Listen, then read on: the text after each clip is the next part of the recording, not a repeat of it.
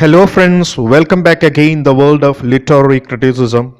Here we are going to discussing about the lyrical ballads by William Wordsworth and Coleridge. What are the distinctive features of the poem in the lyrical ballads? Wordsworth's famous preface has been described as the manifesto of the romantic theory of poetry, explaining the elements of novelty found in the poems. Wordsworth maintains that stress is given to the choice of rustic life and the use of rustic idioms. Besides these, there are other traits hardly found in the poems of his predecessors. He points out that all the poems in the volumes are written with a distinct purpose. William വേർഡ്സ്വർത്തിന്റെ lyrical ബെല്ലാഡ്സിന്റെ ഒരു ആമുഖം, the preface to lyrical ballads എന്ന കൃതി romantic തിയറിയുടെ, പോയട്രിയുടെ romantic തിയറിയുടെ ഒരു motto തന്നെയായിരുന്നു എന്ന് നമുക്കറിയാം.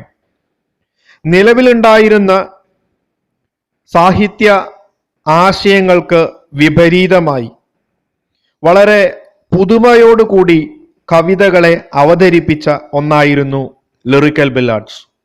പ്രത്യേകിച്ചും അതിൻ്റെ തീമിലും അതിൻ്റെ ലാംഗ്വേജിലും റസ്റ്റിക് ലൈഫിനെയും റസ്റ്റിക് ലാംഗ്വേജിനെയും റെപ്രസെന്റ് ചെയ്തിരുന്നു എന്ന് നമുക്കറിയാം.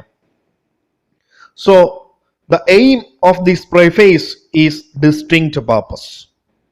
Even though poetry is the spontaneous overflow of powerful feelings, that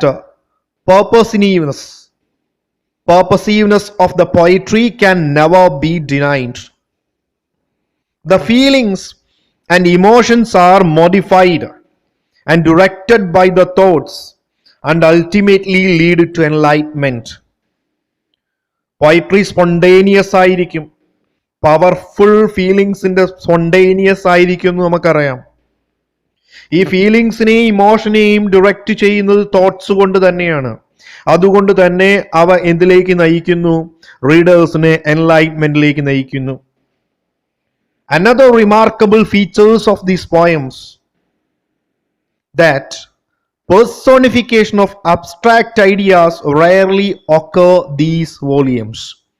lyrical ബെല്ലാഡ്സിൽ അബ്സ്ട്രാക്ട് ഐഡിയകൾ റെപ്രസെന്റ് ചെയ്യുന്ന പേഴ്സോണിഫിക്കേഷനുകൾ ഇല്ല എന്ന് തന്നെ പറയാം. Such personifications are generally rejected. അത്തരത്തിലുള്ള പേഴ്സോണിഫിക്കേഷനുകൾ റിജക്റ്റ് ചെയ്യപ്പെടേണ്ടതാണ് എന്ന് വേർഡ്സ്വർത്ത് പറയുന്നുണ്ട്. Besides, the Augustan practice of using a highly stylised and polished diction has been rejected. Neo classical പീരിയഡിൽ ഉപയോഗിച്ചിരുന്ന ഹൈലി സ്റ്റൈലൈസ്ഡും പോളിഷ്ഡും ആയിട്ടുള്ള ഭാഷ, അതും റിജക്റ്റ് ചെയ്യപ്പെടേണ്ടതാണ് എന്ന് പറയുന്നു. അതുകൊണ്ട് തന്നെ ഇത്തരം ഭാഷകൾ ലിറിക്കൽ ബെല്ലാഡ്സിലില്ല. ലിറിക്കൽ ബെല്ലാഡ്സിലെ ലാംഗ്വേജ് എന്ന് പറയുന്നത് the language of rustic people. This has been done with the intention of bringing the language closer to the natural speech of men and thereby divesting to all artificialities. Lyrical ബെല്ലാഡിലെ language common man use ചെയ്യുന്ന language ആണ്. അത് common man natural speech, സ്വാഭാവികമായി സംസാരിക്കുന്ന ഭാഷ തന്നെയാണ് അതിൽ ഉപയോഗിച്ചിരിക്കുന്നത്. എന്തിനു വേണ്ടിയാണ്? ആർട്ടിഫിഷ്യാലിറ്റി പൂർണ്ണമായും ഒഴിവാക്കാൻ വേണ്ടി തന്നെയാണ്. In other words, Wordsworth and Coleridge has been very carefully to keep out the conventional poetic diction practiced by Augustans before them. വേർഡ്സ്വർത്തും വില്യം വേർഡ്സ്വർത്തും കോൾറിഡ്ജും സൂക്ഷ്മമായി തന്നെ യാഥാസ്ഥികമായി ഓഗസ്റ്റിൻ പീരിയഡിൽ ഉപയോഗിക്കപ്പെട്ടിരുന്ന പോയറ്റിക് ഡിക്ഷനെ വളരെ സൂക്ഷ്മമായി തന്നെ എടുത്ത് ഒഴിവാക്കിയിരിക്കുന്നു. അതാണ് ഏറ്റവും വലിയ പ്രത്യേകത ലിറിക്കൽ ബെല്ലാഡ്സ് എന്ന് പറയുന്ന കവിതാ സമാഹാരത്തിന്റെ. Next topic about Wordsworth's concept of poet. Who is a poet? Wordsworth's famous preface is remarkable in many aspects. Critics consider it as the credo of romantic poetry, and also it is the motif, also it is the constitution of romantic poetry.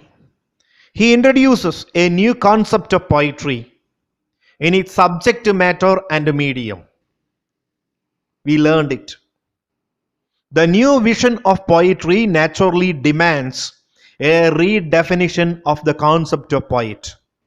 പോയട്രിയുടെ ലാംഗ്വേജും പോയട്രിയുടെ തീമും എന്നതിന് പുറമെ poet ആരായിരിക്കണം, പോയറ്റിനെ കുറിച്ചുള്ള ഒരു റീഡെഫിനിഷൻ കൂടി Wordsworth ഇവിടെ പ്രിഫേസിൽ അവതരിപ്പിക്കുകയുണ്ടായിട്ടുണ്ട്.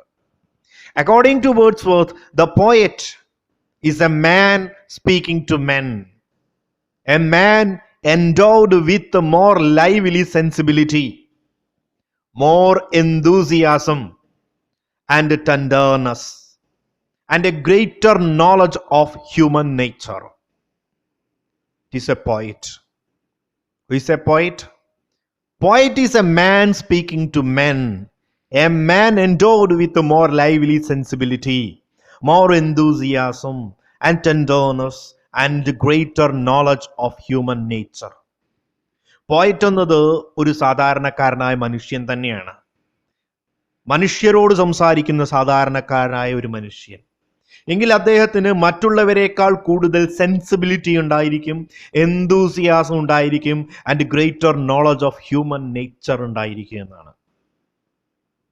He has a highly sensitive soul and is quick enough to apprehend the passions and violations in human nature as well as in the world of nature. To these qualities, he has added a disposition to be affected more than other men by absent things as if they are present. Poet എന്നുള്ള വ്യക്തിക്ക് ഇത്തരം ഗുണങ്ങൾ ഉണ്ടായതുകൊണ്ട്, more sensibility, more എന്തൂസിയാസം, greater knowledge of human nature എന്നുള്ളത് കൊണ്ട് തന്നെ പോയറ്റിന് absent ആയ തിങ്ങിനെ present എന്ന നിലയിൽ അവതരിപ്പിക്കാനും കഴിയും. അതാണ് പോയറ്റിന്റെ പ്രത്യേകത.